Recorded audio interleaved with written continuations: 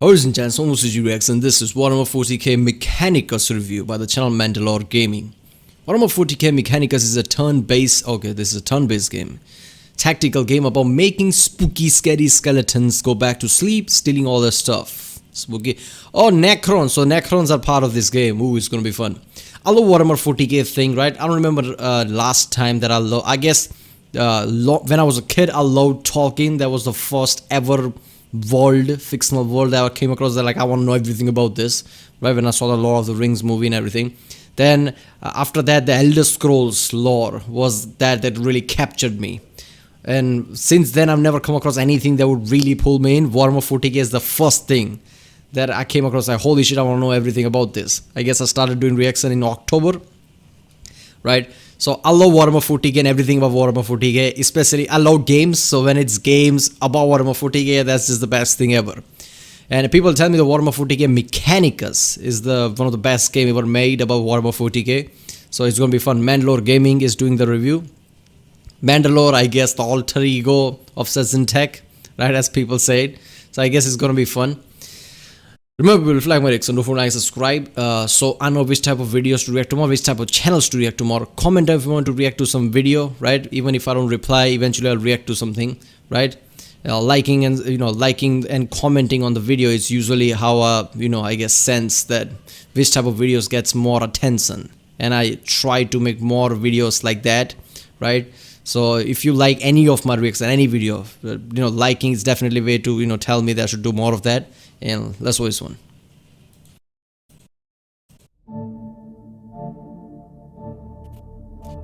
What is this?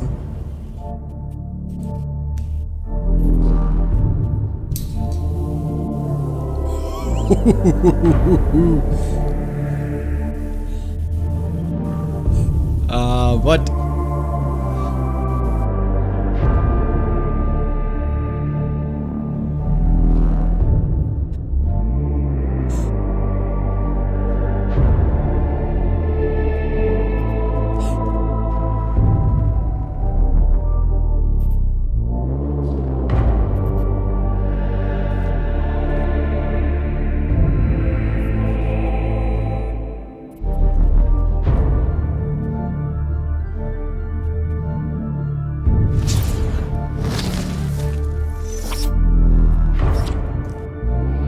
Welcome back to Warhammer. There are no Space Marines this time around. Instead, this game has you playing as the Adeptus Mechanicus, and you're on a field trip / home invasion to rob the Necrons. That may have sounded like gibberish. The Mechanicus have been in some games, usually with the Imperial Guard, but they're not the Imperial Guard. Okay, picture Inspector Gadget, but he's a monk and he fixes your car. Okay, I'll get into the lore. I'm going to assume you know about the... Yeah, but it would be really fun, right? With all the, I guess, equipment that you could have used, right? Because Mechanicus are literally the people who feeds Imperium with all the different equipments, right? Giant titans and shit like that. So you must have a really good equipments and, I guess, machines to play with. Imperium of Man and all that. The Mechanicus works with the Guard, but they're not part of the Guard. Like, picture Amazon. Imagine it has a giant government contract. Not only do they make and sell knickknacks and random stuff, they also make cars, tanks, guns, ships, and everything else needed to wage a war and also just run the economy in general. That's them, and there is no competition. They make most every gun and vehicle in the Imperial military, so their organization has a lot of... Don't want to pause too much, but I guess it is exactly like that, right? If Amazon did that, right, Amazon would have way too much power. Amazon would be the most important thing ever, right? And Amazon would have influence. Mechanicus do have the similar thing, right? Mechanicus point blank believe that Emperor is not the true God, right? I mean, he's a powerful entity, but he's not the true God. And I guess everybody's fine with it. Even though if anybody else said that, it's a heresy and everybody just attacks somebody. They tolerate Mechanicus believing that because they have to. They need Mechanicus. So I guess they do have influence like that. Way. This is because when the Imperium was being founded on Earth, they already had their own empire on Mars. They only joined up because their organization was given a ton of autonomy. They got challenged here and there, but we don't have time for those stories. So as virtually the only research and manufacturing center, they get up to stuff. Sometimes their experiments have questionable legality.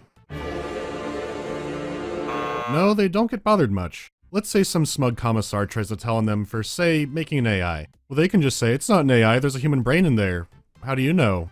I promise. Even if you manage to get them in trouble, they might start having manufacturing issues, and then they can't send you vehicles and weapons anymore. Then all your men get eaten by bugs or demons or something, because this won't work without this. Okay, simple enough. Now, most of the best stuff is hoarded by the AdMech's private army. They're always looking to recover old technology or discover new ones. And there happens to be an ancient alien race with hyper-advanced technology and entire tombs of it. These are the Necrons.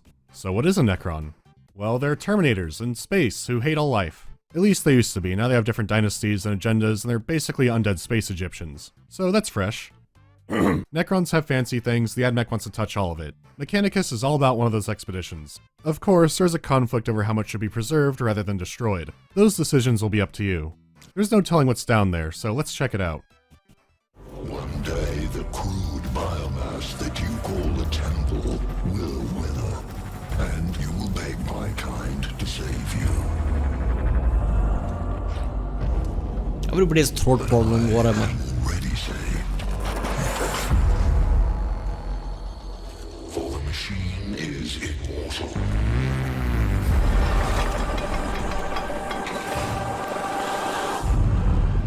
Even in death, I serve the Omnisire. That's one hell of a title drop. Yeah, For it's starters, awesome. this is a turn-based tactical game. I love that. For the machine is immortal. Is that a thing, right? If somebody doesn't modify them, they look up and they're like, ugh, what's wrong with you, right? You know, so do some modification on you. You know, put some machines on you, something like that. That's their mentality, right? Changing everything from the body, become more machine, right? Because machine is the best thing ever. There are many levels and mechanics of fighting the Necrons, but we'll hold off on all of that for now. Let's begin with the visuals. The game is sold at half the price of a AAA game, and it looks the part. If you've played other games in the genre, the texture work and detail in the environment isn't going to be the best thing you've ever seen. There's also a depth of field effect on zooming, which I would like if you could adjust it. I actually like the effect when it's subtle, but it's very aggressive here and there's no option for it, so having one would be ideal. I'd still say this game is punching above its weight when it comes to the budget. The use of fog, shadows, light, and reflections do help make up for the shortcomings. On a technical level, I'd still say it's good, especially for the genre. There's been a few better, but a lot more worse, especially when this is being carried by some fantastic art direction. What the environmental detail lacks is made up for by the character models. If anything, the relative minimalism does help accent them. Whenever I saw Tech Priest, I always wondered what all that machinery was even for. I mean, where do you start? Well, now you'll know because every class upgrade, piece of war gear, weapon, equipment, it's all modeled. You can end up with very different looking soldiers and push even further by I calling love them this. in. Then you throw in all the troop types you can bring into a fight. They're not as customizable, but they do change visually when they upgrade. It's a nice detail to have. It's like Cyberpunk, right? Add more and more mods to it, change your fucking, you know, hands and I guess your lungs or something with some metallic thing. Just improve yourself. The look of this game is very appealing to me. I think it could be because the detailed and colorful models and a relatively bland surface reminds me a lot of the tabletop game. I mean, technically you actually are playing a tabletop game within a video game. Except when your troops die in game, they die for real in the game. Wait, the Necrons have minis too, and you can steal them. Okay, we're getting too meta here. The 2D artwork is also great and horrific. The Necrons have some cool models too. However, the visuals aren't the real star of Mechanicus. It's the sound. What do Apple Store Jawas sound like? Computer sounds, I guess. Yeah, that's about right. Holy shit. I wasn't expecting this.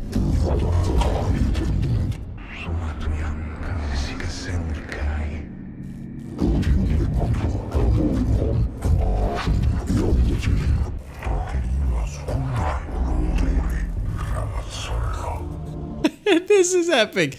They're like, huh? What you just said? What? I said leave you free to do as you will. Are you a moron? You just made me take my respirator off.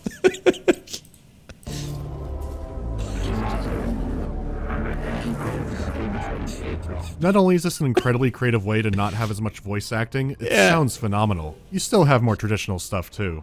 I have watched you since you dared breach the orbit of our world.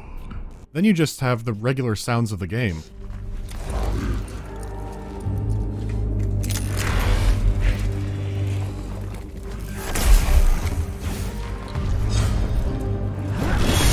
Oh, that is satisfying, alright.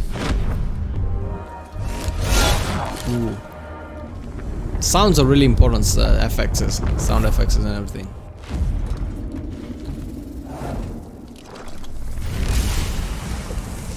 This isn't even the main draw, neither was the voice acting. It's the music.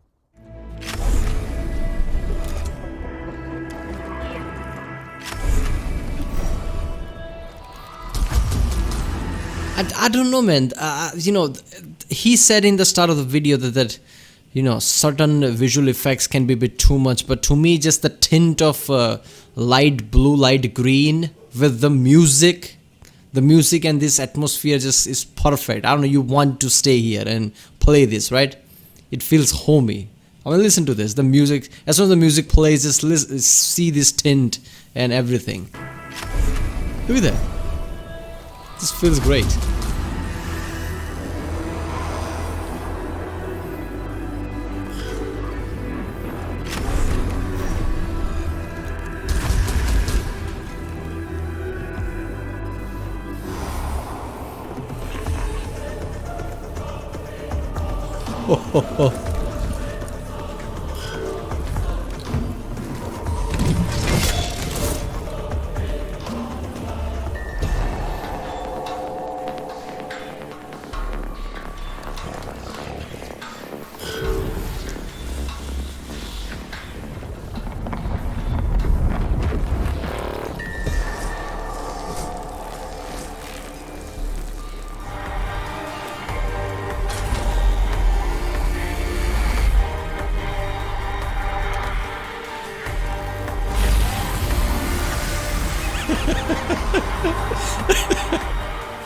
What can I say? No one told me about the soundtrack.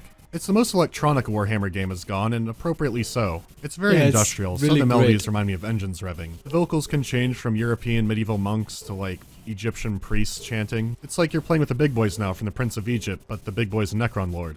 Most electronic music has a bass drop. Mechanicus has a pipe organ.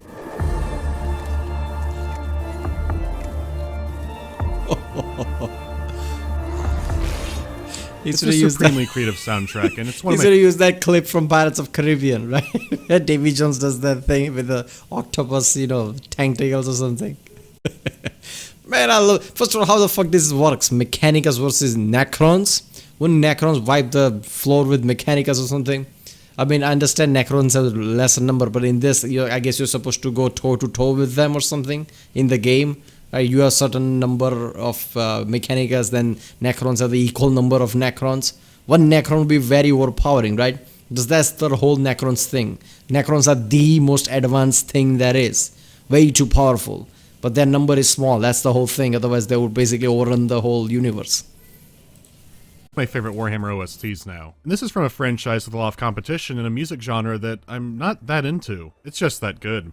So overall, the presentation is outstanding. The aggressive depth of field is my only real style issue with it. Besides that, there's an occasional stutter after taking an action, and I think that's an engine thing. It only seemed to be noticeable in some particular maps. Beyond that, it's very stable, and trust me, I've played worse. Speaking of playing, let's talk about that. You can divide the game up into 3 separate sections. The first is tomb exploring. There are several kinds of rooms, and different missions have different layouts. If you've played something like Darkest Dungeon, this will be familiar to you, except you can see where you're going. With each new room you go to, an awakening meter will increase. This represents the tomb activating more stuff as they become aware of you, and you don't want to wake the Necrons. Starting off, it's not a huge deal. However, the more you explore around, the more horrific this meter will become. Ignoring the objectives of loot means you don't want to wake up more and more Necrons. So I guess that's the thing, right? You fight as least Necrons as you can, right? Without awakening more and more there, because obviously Necrons are going to be overpowering.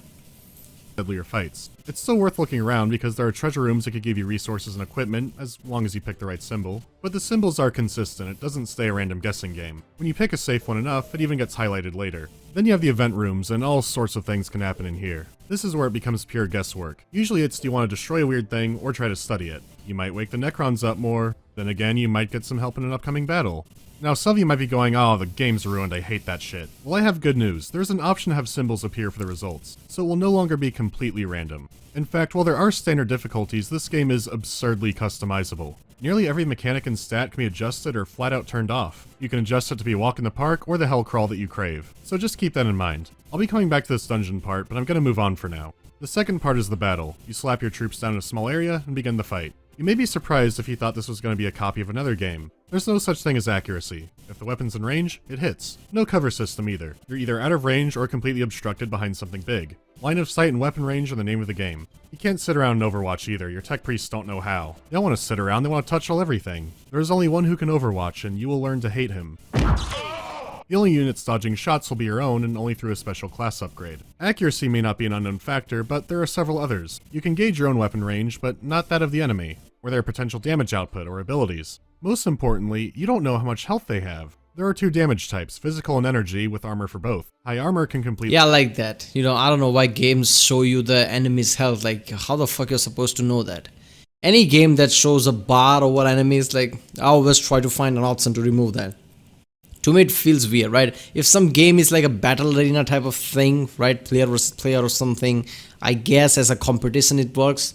But otherwise, in a game, that just feels weird unless the enemy falls. I mean, how the fuck am I supposed to know how much health he has? Right? Oh, look at that, he has half a health left. How the fuck do you know? He's still standing.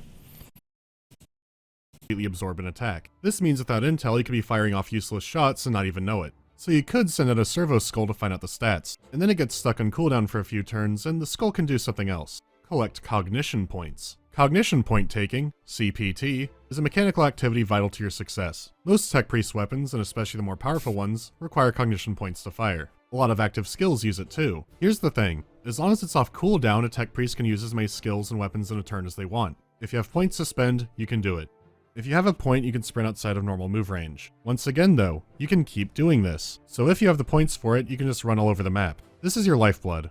The easiest way to get it is grabbing it off map objects. These refresh when a turn phase is over. You can find special war gear to get it, you can get it through skills. As the game goes on, you find more sophisticated ways to keep that meter filled. Even defeated enemies have some on the body. So with careful strategy, you can keep that meter in balance. Instead of just shooting a robot, you can have a Radio Shack man stand next to it, so when he gets shot, he can collect the point. Then again, maybe you should just try to get rid of the bodies immediately. They're Necrons.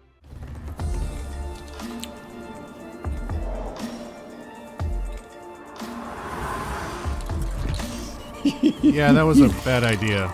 Do you try to get points, or do you leave a dangerous body intact? Yeah. Oh shit, it's up again. Yeah, you should get rid of the body, definitely. I love the lore details that they use in this one. Like, oh fuck me, it's Necron, so they're gonna, I guess, reincarnate themselves or something like that. Man, I love this game so far. Every small detail, the whole textures, the lighting, and everything is great. I have never played, I mean not never, I used to play strategy type of games, sure, right? Long time ago when I was a kid, I used to play Rise of Nations. Then I played some game here and there that is this top view type of thing, but I usually don't play games like this. But I've come to found more respect as soon as I reacted to Seth videos, right? And even this looks incredible. You decide. Wake me up! Of course, if you crit them the first time, they're not coming back. I admit I didn't like the system too much at first. It felt strange. But as I got more points and more equipment, I really started to appreciate it. Immediately firing off your most powerful weapon often isn't the best course to take. Carefully planning your attacks and skills will get you the best outcome. Like the dungeons, there's opportunity here as well. Remember the awakening meter? Well, it's here too and doesn't stop. Every time you go to a new turn phase, the bar fills up. In battle, there are sometimes Necron computers that you can break to reduce it, which means wasting attacks that you could have used on a Tomb King. At the same time, you can have a tech priest scan it for money. You can't do that if the computer's already blown up. Do you go for the money, or shoot at range before the meter gets higher? You have to balance all of this out, and at the same time, expect the unexpected. This is a tomb. You think you have it all figured out, then suddenly a giant platform raises and you have new problems. An eye needs to be kept in the platforms that move around. There are little turret traps, the big kids' meal turret traps. Sarcophagi that spit out more angry skeletons at the worst possible time.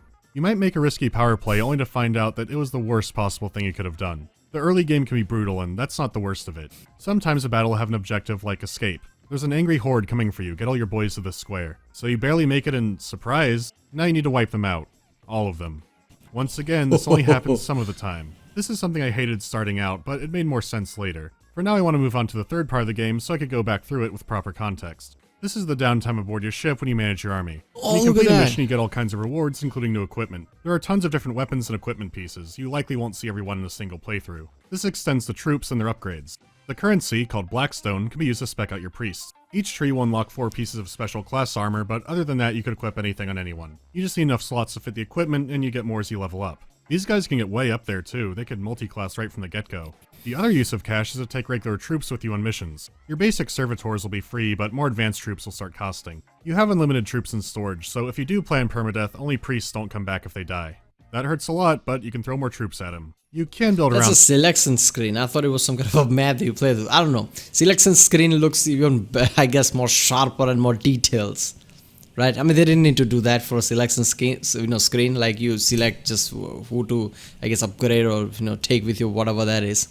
On this, one of the classes is all about buffing lesser soldiers. As for the missions, you choose which ones you do and when. Mechanicus has multiple endings based on what you do or don't do. Be careful. This is also how you get most of your equipment, and it is semi-random in each playthrough. The Mechanicus has many needs, but you may not be able to fill them all. Oh right, that awakening meter... So this game has different endings based on your decision? It has an RPG element? Holy shit. is global. The more each tomb wakes up, the more the whole damn planet wakes up. You don't want that, so taking optional fights to reduce the awakening may be worth your time. There are many more smaller mechanics to this game, but those are the important ones for context. Now that you have that, I can go back through it and not sound like I'm speaking hieroglyphics. Okay, let's go again. So you get your cohort all picked out for a mission. Yeah, the people who don't know Warhammer 40K lore watches this video like, huh? Most of the time they're gonna be, who the fuck is Necron? Why is Mechanicus more stronger than Necrons? What is happening here? Why is it problem that Necron wakes up? So pick your canicles, your once per mission powers, but I won't get into those. We're back to the dungeon. Overall, I think this part is good. Exploration is risky, but also very rewarding. Finding a powerful weapon or special piece of equipment is just as permanent as having an awakening meter go up. It has solid balance in that regard. I'm actually one of those people who doesn't mind the random events. I'd rather have this over the game just telling me the answer, but I do see where an improvement can be made. I wish events had the blue option. In the game FTL, you go around exploring with a crew in a spaceship, and random events pop up there too. Outcomes aren't guaranteed. Unless you have the blue option. This is always a good result. You only get them if you have a special piece of equipment or a crew member for the job. The more diverse your crew and equipment, the better chance you have for solving one of these problems. You can see where I'm going with this. With so many weapons and pieces of equipment and troop types, it's like a special thing, right? Like how in Mass Effect, if you have enough Paragon, your special ops unlock blue and things. I guess it's similar to that. If you're just the right stat, right people with you, the blue option comes up. Something like this would be perfect in Mechanicus. Maybe you only get the Purge with Flame option if you have a flamethrower. Or how about a Castellan robot in your party? That is a flamer. They're also known for their stable machine spirits. It would be a nice addition. It could also lead into a more balanced party, which I'll get into more soon. The combat in Mechanicus is great. The core to your victories will be tactical thinking, but unexpected things happen just often enough to keep it interesting. Again, the presentation is exceptional. The impact and sound of weapons, the physics of how bodies fly around, everything about it makes combat satisfying. The points and class system means you have a ton of options for playstyles. For example, the troop buff class I mentioned. Troop attacks cost no points, which is huge. The catch is that deploying them in each battle costs points. More advanced troops will cost more. So while they are effective, they require setup, which you could have been attacking with. Until you have your secular class in the field. He can call the most dangerous units anywhere for 1 point. He can use a skull to buff troops. This man can order a firing line. You can take 2 of these guys in a squad of troops and be fine. There's also a medic class. They can heal and cleanse and wait. That claw can heal a bunch of health and anyone can put it on? If your priests are hurt at the end of a mission, it costs money to repair them, so everyone should have this. There's a skill reducing a weapon attack by 2 points, and it's right at the top. I can easily multi-class everyone into this. Now everyone can have a ridiculous AoE weapon. The first shot costs the same as a normal weapon now. The final skill of a melee class sacrifices 2 ranged weapons. I mean, in a turn-based game, right? And especially where aiming is range aiming is the issue, right?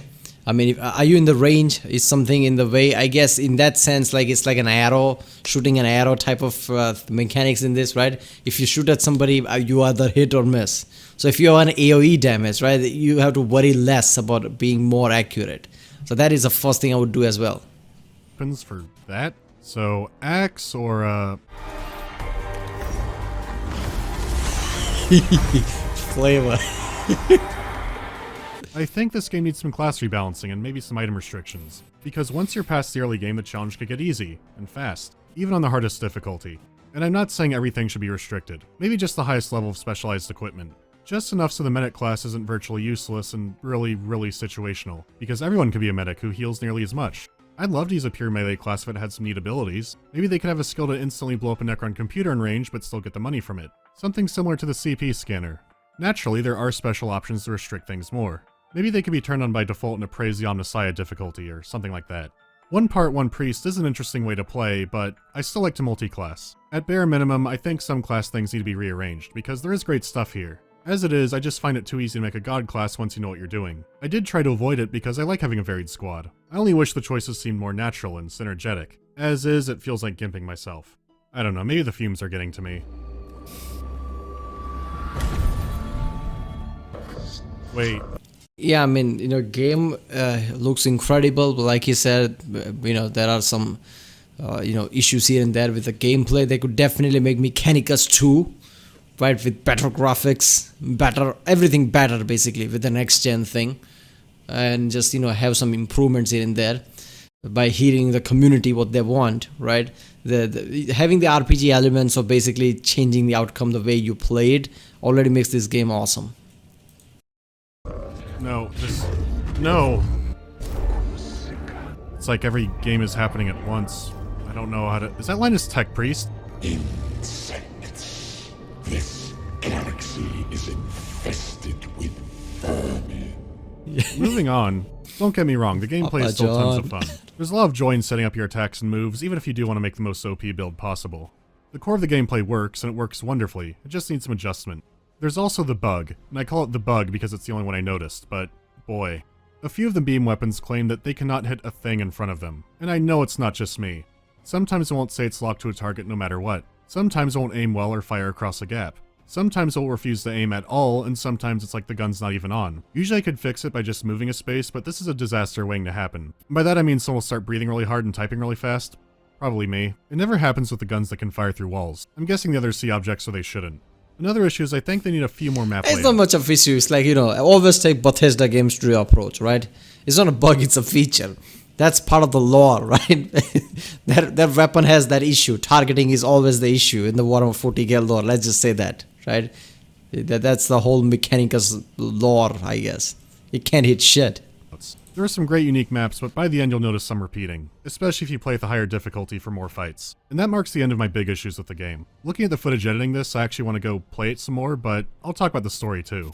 It's shockingly engaging. The premise is simple, defeat the Necrons, and what should we do with them when we do? It's the exceptional dialogue writing that makes it stand out. The conflict over Pulverize or Preserve is well developed, and there are good arguments on either side. The more you learn about the Necrons, the more parallels you see. The presentation gives this sense of weight to everything. Like, what happens here will have gigantic ramifications. It's rare to see this scale of importance in the big picture when it comes to a 40k game, but here it is. And it's being delivered by really engaging dialogue.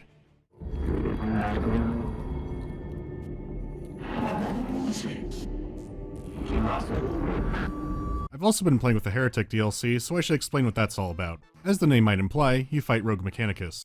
There are new weapons, new equipment, and a new class to fiddle with. You also get 2 new types of troops, though I never found much of a use for the Infiltrator, which is a shame because I love the look of it. The new class I'd put firmly in the needs work category. The Zenerite class is sort of a flagellant type. The more health they lose, the deadlier their crit potential, and they have some minor heals of their own. This culminates in them being able to resurrect once per battle. I typically love playing these kinds of classes, but this one didn't gel for me. It could have been more appealing if it had some bonuses to the new weapons. It does not. I don't know what to make of it, but... Heretic DLC. Okay. As in what? I guess the normal Mechanicus things, Emperor is, I guess, powerful enough but not really a god, so heretics don't even think an Emperor is even a powerful entity or something? Is that what the aren't all Mechanicus heretics in a way? Or heretics against the Mechanicus? Mechanicus believe in some mechanical god, so these heretics don't believe. Is that what the story is? But hey, there are heretics to kill. They're spread across new map types aboard your ship, and they look great. Unfortunately, there are only 5 new missions. They're spread out in parallel with the main campaign, so you can't go through it all at once. There's also no exploring section. This time you get to choose your own adventure. It determines your place on the map, your objective, and a few other things. So the missions can be slightly different on replay. They do make for challenging enemies since they have the same weapons and resources as you do, and their inclusion does help break up the constant reconfiguring pyramids in the game. The writing is as good as ever, and the new missions are welcome, there's just not much of it. Its biggest impact will likely be the new goodies spread across the main campaign. I wouldn't call it bad. If you really like the game, it's probably worth the money. If you're on the fence or short on cash, you're not missing a ton by skipping it. It does have 9 minutes of new music. That could be worth it. Okay, let's wrap this up. Despite its flaws, this is a fantastic game. It's in my top 3 40k games for sure. It introduces the setting well and is a good candidate for someone's first 40k game. I highly recommend it if you like the genre. There could be something here for you even if you don't. The devs have added things like free missions, and the game is coming to consoles soon, so I suspect there'll be more to come. Oh, this from is a Mechanicus. PC thing. Personally, I'd love to see the new ship tile sets used for a base ship defense mission set. I didn't mention the other game, I'm not starting now. Speaking of meters, this video has a timer on it. Inspired by a friend, I contacted the Polish Information Network to send a message to the devs. If it worked, the game should be more than half off on GOG from the link in the pinned comment. If not, well, would only be for a few days anyways. Regardless of what you have it on, I do have a request. If you have it on Steam or some platform with a review system, and you liked it, go ahead and leave a positive review. I never asked for that, so why would I? As you may know, in the past few years there have been some stinky, borderline cash grab 40k games. It was to the point that I think the brand is tainted when it comes to video games now. The reviews let others like me who pass this by for so long know. This one isn't a dumpster fire. This one is good. Check it out. I'll see you next time for the fantasy game. Summon the Elector Counts! The intro was really epic. My god, that was good. He's just sitting around the music and then this Mechanicus suddenly shows up. Animations by Extellus, okay. Extellus made great fucking animations. Alright, the whole game, I mean obviously I've heard of many people talk about Mechanicus as a great game. I saw it on the trailer, did reaction to the trailer if I remember correctly, and people say how great Mechanicus is. And obviously it looks incredible. I'm so glad I watched this review. Every single visual, sound, and the I guess the sound effects of weapon fighting, and it all satisfying. And obviously you can't have a Warhammer game without flamer, right? Heavy flamers are a must. Eradicate the heresy. But how the fuck Mechanicus are fighting Necrons? What, Astartes, back at their bases playing cards like, oh, this is boring. Well, Mechanicus are there invading Necron bases. Okay. So yeah, Mechanicus 2 would be really incredible, right? Like he said, if they make some changes here and there that people really want, that would rise their fan base. And it's just a PC game. Look, I'm a PC guy from the start, but let's be honest, most gamers are on consoles, right? Because they can't be bothered to do all the PC tweaking. They just need a console. Put a DVD in, or just I guess download a game and just plug in, play, and just play the fucking game. So most of the gamers are on consoles, so they should definitely release it on consoles. That would basically rise the base of the the game fan base and give developers lots of money so they could make more better games. So I hope they do that. Mechanicus 2 would be incredible. Alright people, that was Warhammer 40K Mechanicus review by the channel MandaloreGaming. I like Mandalore, right? His take and details is incredible. 20-minute review of this. If you like my reaction, don't forget to subscribe. Check out the reaction, there's a link in the description. Check out the cards within cards, and I'll see you next time.